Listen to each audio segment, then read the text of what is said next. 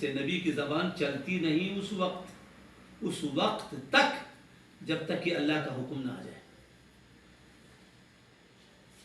تو اللہ کے نبی کی زبان قرآن کی آیت کی تفسیر کے طور پر بیان کر رہی ہے کہ سب سے بہترین لوگ میری امت میں میری زمانے کے لوگ، میرے زمانے کے.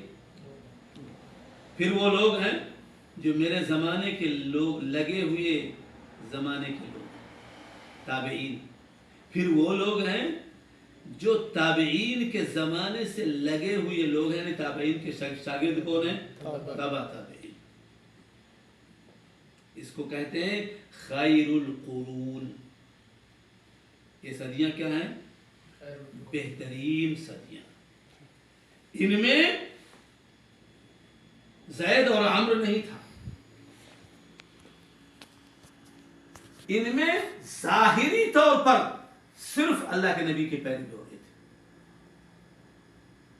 کوئی ایسا نہیں تھا جس نے کہا ہو کہ میں علوی ہوں، میں عمری نہیں ہوں، یا میں عمری ہوں، میں بکری نہیں ہوں. سارے لوگ محمدی تھے. سارے لوگ کیا تھے؟ محمدی تھے. کوئی تفرقہ ان کے یہاں نہیں تھا اس تعلق سے. جو آپس میں ان کے یہاں بشری تقاضے کے مطابق آپس میں جو اختلافات ہوئے وہ اختلافات اجتہادی تھے. دین کے اندر کوئی اختلاف نہیں تھا. میں ایک موٹی سی مثال دوں. معاویہ بن ابی سفیان جن کو گالیاں دی جاتی ہیں، علی سے جنگ جمل کے بعد جنگ صفین ہوئی. روم کا بادشاہ اس نے جب دیکھا کہ سب آپس میں لڑ بھڑے ہیں تو اس نے کہا بہت بہتر وقت ہے ان کو کمزور کرنے کے لیے. اور اس نے ایک رسالہ بھیجا معاویہ کے پاس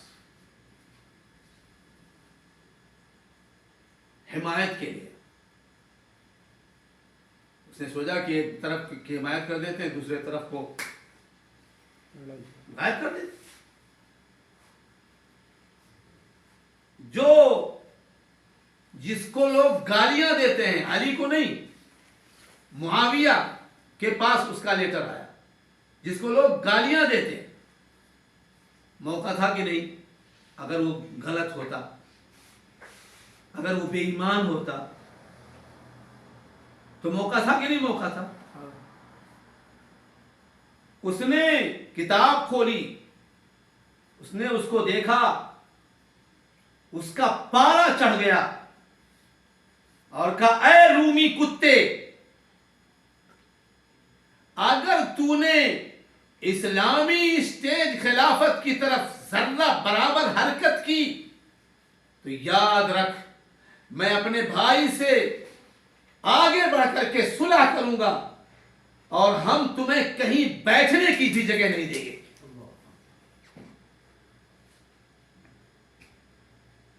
تو کہیں بیٹھنے کی بھی جگہ نہیں پائے گا. جو پہلا جملہ تھا رومی کتے. تو دین کے تعلق سے کوئی اختلاف نہیں تھا. لوگ اس اختلاف کو دین اور آل بیت رسول کی محبت اور پھر نفاق اور پھر یہ اور پھر وہ کر کے مسلمانوں کے دلوں سے صحابہ کی محبت کو کھینچنا چاہتے ہیں، اس میں کمی کرنا چاہتے ہیں. یہ ایک موٹی سی مثال ہے. اللہ کے نبی صلی اللہ علیہ وسلم نے فرمایا خیر الناس قرنی ثم الذین یلونہم ثم الذین یلونہم ثم الذین یلونہم. ان سے بہتر دنیا میں کوئی نہیں آیا انبیاء اور رسول کے بعد. ان کا ذکر، بات لمبی ہو جائے گی، ان کا ذکر ان کے وجود سے ہزاروں سال پہلے اللہ تعالی نے آسمانی کتابوں میں ڈال دیا. تورات میں، انجیل میں، زبور میں، قرآن میں، صحف ابراہیم میں، صحف موسیٰ میں. ان کے اوصاف, ان کے مناقب, ان کے فضائل سابقہ کتابوں میں موجود ہیں, جو اس بات کی دلیل ہے واقعتاً ان کے افضل ہونے, خیر امت ہونے اور فضیلت والے ہونے میں کوئی شبہ نہیں ہے, کوئی بناوٹی چیز نہیں. ایک آخری چیز, عقیدہ اہل السنہ والجماعہ یہ ہے اختلاف کے تعلق سے کہ صحابہ بشر تھے, ہم ان کو معصوم نہیں مانتے. وہ معصوم نہیں تھے, معصوم عن الخطا نہیں تھے. بشر ہونے کے ناطے ان سے غلطیوں کے امکانات تھے, اور نبی صلی اللہ علیہ وسلم نے فرمایا کل بنی آدم خطاء وخیر الخطائین التوابون. ہر بنی آدم سے غلطی کا امکان ہے, اور سب سے بہترین غلطی کرنے والا توبہ کرنے والا ہے. اب تنقید کرنے والے نے کیا سمجھا؟ کیا وہ جہالت میں بات کر رہا ہے یا علم کی روشنی میں؟ اگر خیر الخطائین التوابون ہے تو سب سے زیادہ توبہ کے تعلق سے حریص, لالچی اگر کوئی جماعت ہو سکتی ہو تو صحابہ کی جماعت تھی. غلطی ہوئی, ہم مانتے ہیں ان سے غلطیاں ہوئی ہیں, لیکن یہ ماننا پڑے گا کہ انہوں نے اپنی غلطی سے مرنے سے پہلے توبہ کیا. ان کی غلطیاں اجتہادی تھیں,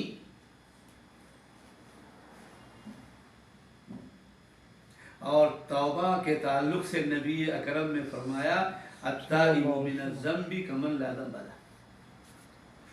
گناہوں سے توبہ کرنے والا ایسا ہو جاتا ہے جیسے کہ اس نے کوئی گناہ نہ کیا.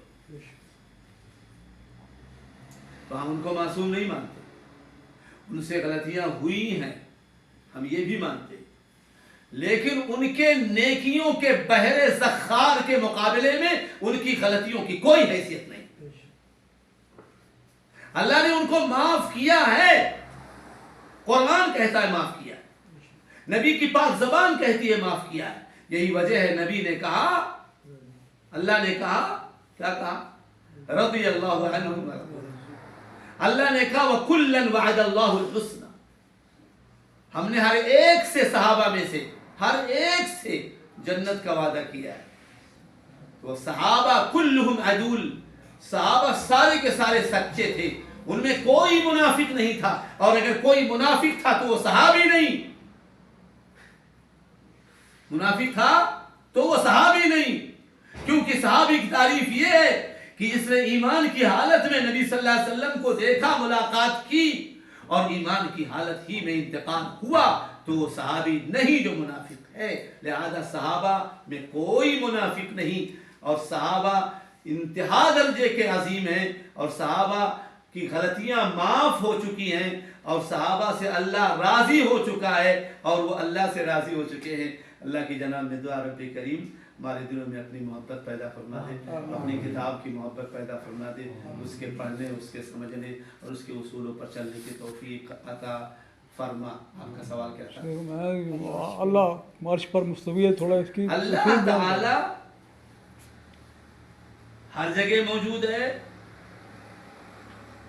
اللہ تعالی عرش پر ہے, ہر جگہ موجود ہے, تو اپنی ذات کے ساتھ نہیں, اپنے علم, قدرت, سما اور بصر, علم, قدرت, سما اور بصر کے ساتھ اللہ ہر جگہ موجود ہے.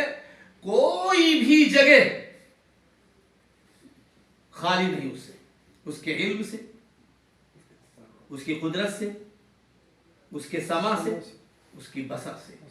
محیط بکل شیء, اللہ ہر جگہ موجود ہے, لیکن اپنی ذات کے ساتھ اللہ کہاں ہے؟ عرش کے اوپر, عرش پر نہیں, عرش کے اوپر. کیوں اس انداز میں ترجمہ ہوا؟